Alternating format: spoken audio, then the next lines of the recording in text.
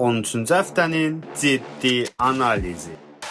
Cibrilanın perfect qolları ilə 2-0 oyunu uzan Kəpəz İçmən qarşı bütün sevənləri yenə məyus etdi. Bəsdir qardaş, bəsdir uzdunuz. Frontovuz və Neftçi arasında olan dəhşət maraqlı oyunda hər iki qapıçının performansı hücumçuların gecələrinə haram qatacaq tərzdə oldu.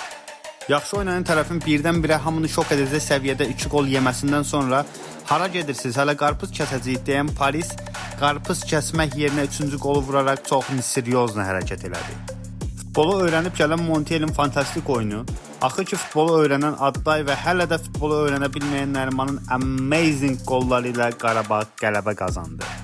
1-0-dan möhtəşəm geri dönüş sonrası Sumqayıtın məşqçisi Saşa İliçin fıcıq yu sözlərinə nervinləşən Ayxan müəllim evdə tərbiyə almayana biz başqa cür tərbiyə verərik cümlələri ilə nöqtəni qoydu. Adını tələffüz edə bilmədiyim Qəbələ baş məşqçisi dəvədən böyük fil var deyərək antifutbolun kitabını yazan Elmar Baxşıyevə antifutbol dərsi verdi. Respekt adını deyə bilmədiyim baş məşqçi.